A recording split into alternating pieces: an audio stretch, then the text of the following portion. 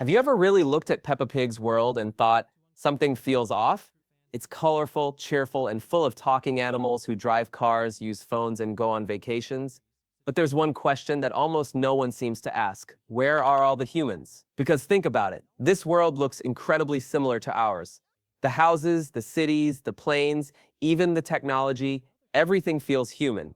And yet the only people we ever see are pigs, sheep, rabbits, cats, and dogs walking on two legs, wearing clothes, and talking like us. So today, we're going to uncover one of the darkest, most fascinating hidden mysteries behind Peppa Pig. What happened to the humans? By the end of this video, your view of Peppa's innocent little world might change forever. At first glance, it seems like there were never any humans here. Maybe this is just a cartoon world where animals evolve differently, right? But that's not true. Because throughout Peppa's episodes, there are tiny clues, blink and you'll miss it details, that prove humans did exist long before Peppa's family and friends took over. Let's start with something simple. Technology. Cars, computers, phones, even airplanes. These things didn't come from animals. They represent a level of advancement only humans ever reached. Yet in Peppa's world, we see pigs flying planes, dogs driving taxis, and rabbits working in control towers. It's almost like they've inherited everything, the cities, the machines, the systems from someone who came before. But the biggest clues come from specific episodes. In Stone Age Granny, Granny Pig talks about a time when people lived in caves, ate berries, and chased mammoths. That single line might sound like a funny joke for kids, but in reality, it's a direct reference to human history. It means that humans did exist in Peppa's universe. They just don't anymore. And the evidence doesn't stop there. When the pig family travels the world, we see landmarks clearly made by humans, like the Statue of Liberty in New York, with a perfectly normal human face. In another scene, Grandpa Pig finds an ancient coin in his garden with the face of a Viking man, a real historical figure from a real human era. Even small details, like a rhinoceros reading a book that shows a pair of humans on the cover, maybe Romeo and Juliet, remind us that human culture once existed here. So we have proof. The world of Peppa Pig wasn't always ruled by animals. It was once a human civilization. But that raises a disturbing question. What happened to them? Most fans overlook this part, but a few humans still appear in Peppa Pig's world, and their presence changes everything. The first is Santa Claus. In the episode Santa's Visit, Season 3, Episode 52, Santa shows up, and he's not a pig, not a dog, not any animal at all. He's a real human. He has a white beard, a red suit, human hands, and speaks just like you'd expect Santa to speak. He even personally visits Peppa's house to deliver her gift. That means humans do exist in this universe, at least in some form, and they interact directly with animals. The second is the Queen. In the episode The Queen, we see Queen Elizabeth herself appear in animated form, not as an animal, but as a human monarch. She's alive, ruling over England, giving awards, and communicating with Peppa and her friends as their queen. That detail is incredibly important. It means that in this world, a human still holds political power over animals. Which begs the question, if she exists, then there must have been other humans around her. Parents, guards, servants, a society. So, where are they now? And finally, there's the pirate. In the police station episode, the pig family visits to find George's lost dinosaur toy. Among the lost items, they find pirate treasure. The police mention that it was left there by people who believed it was lost by its owner, and suddenly a human pirate appears at the door. He hesitates and then turns around, deciding not to go in. It's a tiny moment, but it tells us everything. Humans are out there. They're just not part of society anymore. 3 humans, Santa, the Queen, and the pirate, all appearing in different episodes for different reasons. Each one seems out of place, almost like a ghost from another era. So what happened to the humans?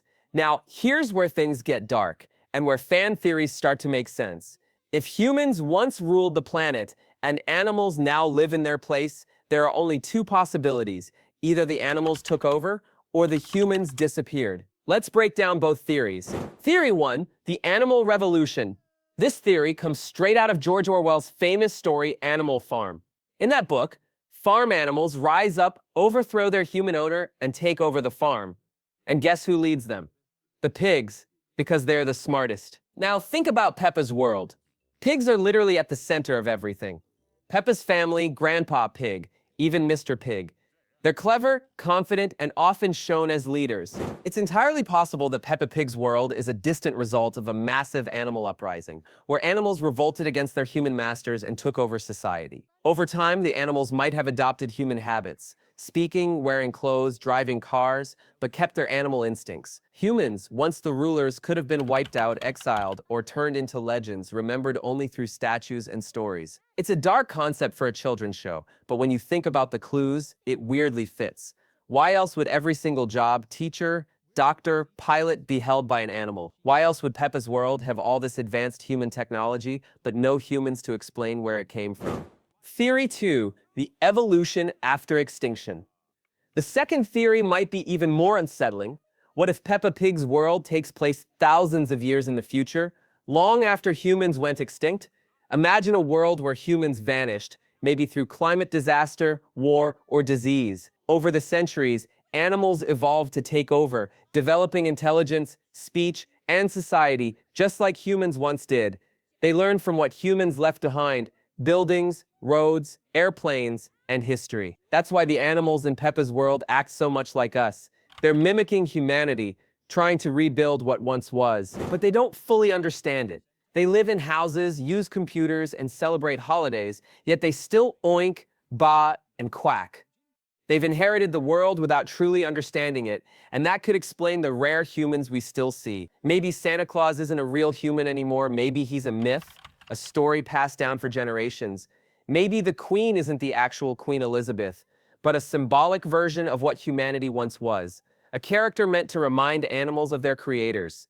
And the pirate? Perhaps he's not alive at all, but a remnant, a vision, or a ghost of the past, representing humanity's adventurous, greedy nature. If that's true, then Peppa Pig's world isn't a cartoon world for kids. It's a post-human Earth, long after our species disappeared. So which theory fits best? Both, actually. If we follow the rebellion theory, humans were overthrown, their cities taken over by intelligent animals, led by pigs. If we follow the extinction theory, humans died out naturally, and animals evolved to replace them. Either way, the result is the same: a world where animals now rule, while humanity survives only through artifacts, monuments, and legends. That's why we still see things like coins with human faces, statues like the Statue of Liberty, and books featuring human love stories. It's as if the animals preserved bits of our culture without truly understanding where it came from, like children playing with the relics of a forgotten world. When we think about it symbolically, each human character represents something deep about the lost human race. The Queen represents leadership and order, the idea that humans once ruled with structure and hierarchy. Santa Claus represents hope, generosity, and myth, the part of humanity that believed in magic and kindness. The pirate represents greed and adventure, the wild, selfish side of mankind that explored and conquered. It's almost poetic. Three symbols of humanity: leadership, kindness, and greed, still lingering in a world now dominated by animals. Here's one final possibility. Maybe Peppa's world isn't the future or the past, but a parallel reality, a dimension where humans never existed, but animals evolved differently. Yet somehow traces of our world slipped in: stories, myths, even architecture. That could explain why their society mirrors ours so perfectly. It's as if the two worlds, human and animal, overlap. Still, the theory that Peppa Pig's world is a future Earth after human extinction feels hauntingly believable. It would mean that we humans are just part of their history, a civilization that rose, fell, and became nothing more than bedtime stories. So what do you think? Did animals rise up and overthrow humans, taking our world as their own? Or did humans fade away, leaving behind a planet that nature reclaimed and animals evolved to rule? Peppa Pig's world may look cute and colorful, but when you start connecting the dots, it feels eerily familiar, a mirror of what could one day happen to us. Maybe that's the real secret of the show. Beneath the laughter and the muddy puddles lies a silent reminder that even the mightiest species can disappear, and life will always find a way to go on. So next time you watch Peppa Pig, look closer. The clues are right there in every building, every statue, every forgotten coin. Peppa's world might not just be a cartoon, it might be our future. And that's a theory worth thinking about. If you enjoyed this deep dive, hit like, subscribe, and let me know in the comments, what do you think happened to the humans of Peppa Pig?